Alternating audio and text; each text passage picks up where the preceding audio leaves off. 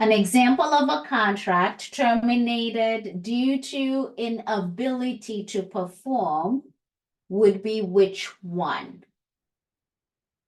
The contract is being terminated. We're canceling it out. Here, the big one is due to inability to perform. There are multiple ways in which a contract can be terminated. Here, we're being told due to inability to perform. Somebody's not able to do what they promised to do. Choice 1, purchaser had suffered financial reverses so that she could not make payment as required by the contract. I see where you're going with that. I'll come back to that. 2, seller had died after the contract became binding, but before closing. That might have happened to someone. We'll come back to that. Seller had contracted for sale for the entire property without the knowledge or consent of the other joint tenant. And the last choice, property had been severely damaged by fire after contract became binding, but before closing. No one selected that. However, as you know, sometimes here doesn't mean that it's going to be totally terminated. Here, what could happen is seller could get the insurance, and I'm talking about the last one.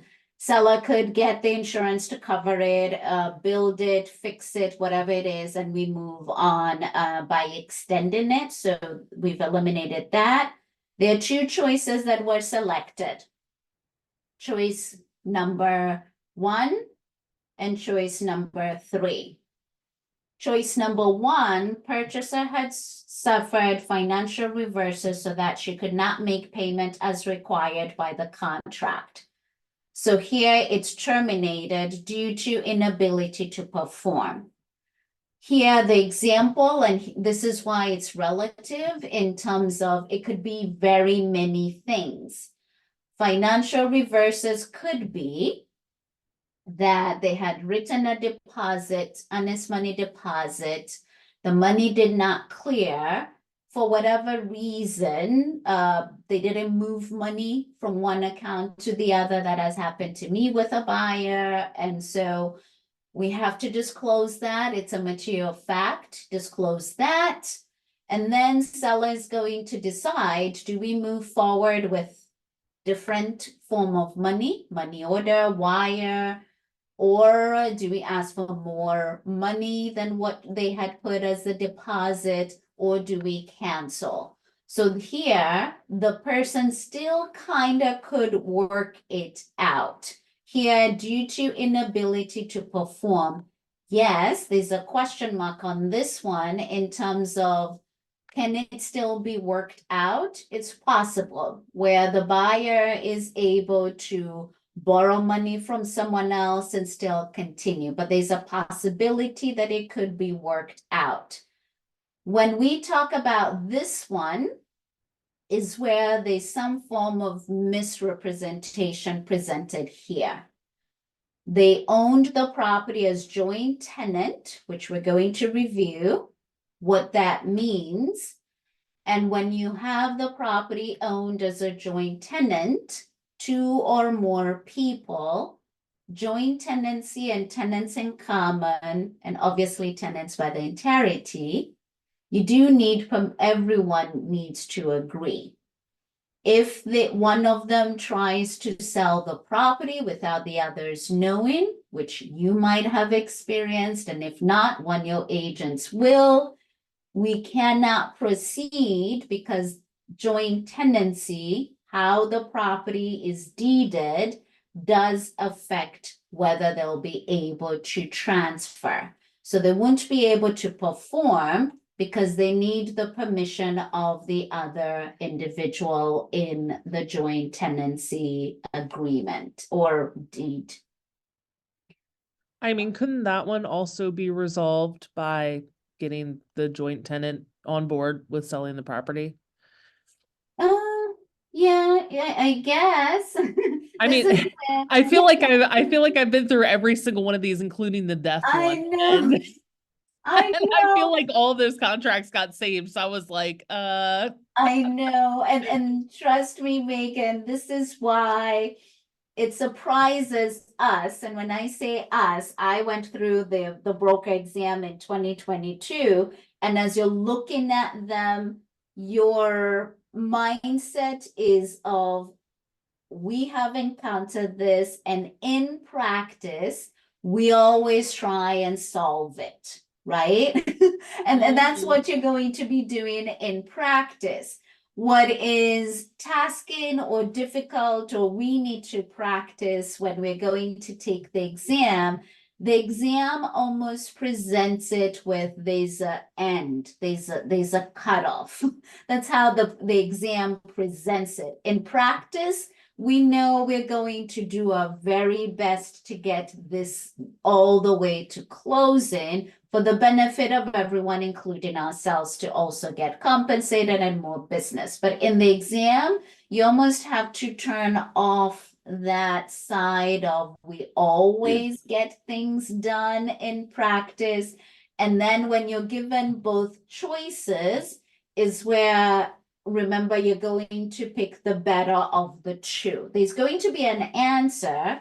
It's selecting the better of the two, whether it's good choices or bad choices. So with this one, seller has contracted for the sale of the property of the entire knowledge with I'm sorry, the entire property without the knowledge of the other joint tenants. So there's already that thing that we know they did. In practice, we're going to solve it, but technically they did what? It's fraud, misrepresentation. When the real estate commissioner is looking at that, or when a judge is looking at that, they don't like that.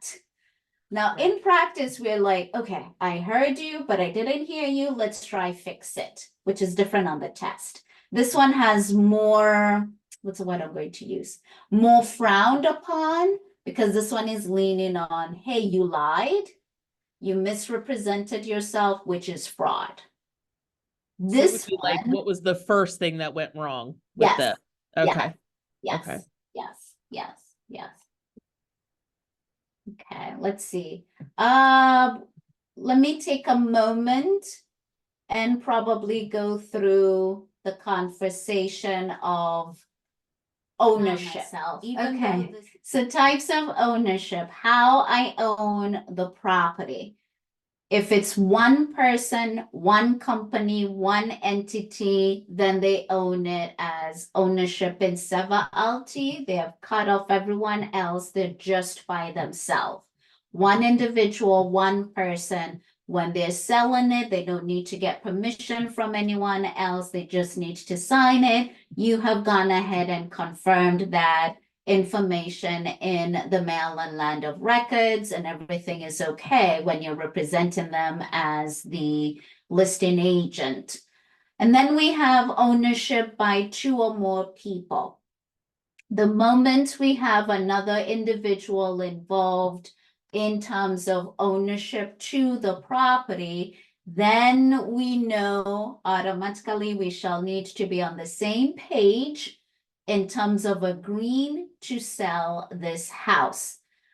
We go to tenants in common versus joint tenancy. This one, the blanket is, if you're not married, these are your choices. Tenants in common versus joint tenancy. And you might have experienced that when you have two or more buyers and they're in a relationship and they're calling you or asking you, I got these title documents and I don't know what they're asking me, and you can summarize for them or bring in the title company to come and explain it to them. So tenants in common, joint tenancy, you're not married, what are your choices? If you select tenants in common, then that means it doesn't have to be equal. One person could be contributing more than the other. Therefore, when they're selling it, that's how it's going to be divvied up, as long as it's spelled out Brenda brought in 70% and this other person brought in 30%. So in terms of shares or money, that's what they're talking about. You still have access to the property. We still have to agree in order to sell the property. It's just what is my share and rights, or what will I get when we sell the property? My 70% share, for example, I can do whatever I want with it and deed it to someone else. I can even mortgage my share. I do not need your permission, but to sell the property, we all need to agree. The beauty of tenants in common is that my share remains with me and my people. So tenants in common, my share, whether it's 70%, 50%, it doesn't have to be equal. When I'm no longer here, I have passed away, my share goes to my people connected to me. So when I die, I'm no longer here. My share will go either to my husband, my daughter, my mother, or according to my will. No right of survivorship just means you're not getting my share when I'm no longer here. So if it's a couple, they're going out, they're not married, those are the decisions you need to make. That what happens to your share when you're no longer with us, you've passed away. Are you okay going it over to this other individual that you're buying with, or are you not? If you don't want it to go to the person whom you're buying the property with, then you go tenants in common. Upon death, your share goes to the people related to you or according to your will. Joint tenancy, I usually have this image, or I'll fold my hand into a fist and I look at the knuckles. So the way I'm explaining this is joint. I am looking at the joints here. My fingers are all connected to the knuckles here. They're joint here. So with my joints here, joint tenancy, and that's why I have that image, is when I'm doing the test, I'm just folding my hand into a fist. That's joint tenancy. It has the 4 things that need to be part of a joint tenancy, my fist. Joint tenancy needs to have the 4: possession, interest, time, and title. So when I'm in the test, I'm just folding PIT, possession, interest, time, and title. We all have access to the property. It was done at the same time, January the 30th. All 3 of us are spelled out as joint tenants in the deed. So joint tenancy, look at the knuckles, they're all joined together. The moment we're missing one of these joints, then something has happened. Whomever else that we're going to own the property with cannot be joint. So if we eliminate time, later on, my third, because joint tenancy has to be equal, a third, a third, a third. So my third, I can still do whatever I want with it while I'm alive. Let's look at time. So I sell it. We bought the property today, January the 30th. 2 years from now, I want to get out of this joint. So now I sell my share, my third, to someone else. Because of time being broken, this person whom I'm selling it to will not be a joint tenant with the 2 of you, Megan and Tamra. This person is going to own the third as a tenants in common because we don't have all 4. For joint tenancy to happen, we need all 4, and it has to be equal on the deed. When one of us passes away, then it automatically goes to the surviving person. Yes, Tamara? Does it have to be a third, and a third, or can it be 50-50? 50-50 if it's two people. 25, 25, 25, it can be broken in tenths, can be broken into anything though, right? No, joint tenancy has to be equal for all the people. Right, but meaning like it could be 10 people each owning 10%. Correct, correct. Okay, okay. Yeah. Yeah, Thank I you. did a third because we're three of us today. Yes, as an example. Yes. Okay, Good. So joint tenancy, just look at your knuckles. It needs all four. Possession, time, interest, and it doesn't matter which way you remember it. The acronym is PIT, possession, interest, time, and title. The moment we're missing one of those four, whomever that's now part of the ownership of the property cannot be a joint tenant. That person who's been introduced at a later time now owns their share as tenants in common. You two, as example today, will still remain as joint tenants. And if now one of you is no longer with us, they've passed away, your share will be split amongst your share will go to the surviving person.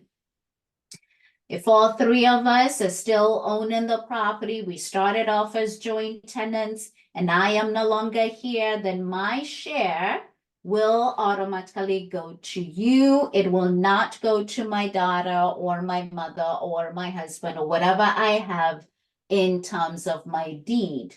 So this is why when you're interviewing the seller, let's bring in practice, you're going to pull up the deed. And the moment you see joint tenancy, then you'll pause and make sure you're talking to the individuals who are presented on that deed. They all have to be on the same page. And then the other thing also is sometimes relationships don't work out. And so you have the relationship where you bought the property as joint tenants, but now you're no longer together, you're with someone else. Sorry, unless you change the deed, that first person whom you bought the property with as a joint tenant still has access to that property. So this one is a sticky one that needs to be flushed out for the buyer, especially when it's second marriage, third marriage, then now children involved and so on. They really need to iron this out ahead of time. And if they don't anyway, the title company hopefully will be able to help them with that. In review, tenants in common, joint tenancy, their similarities, it's for two or more people or entities. You don't have to be married in order for you to select either of the two.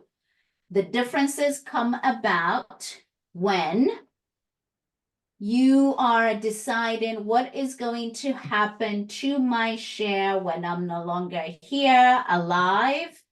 Tenants in common does not have to be equal.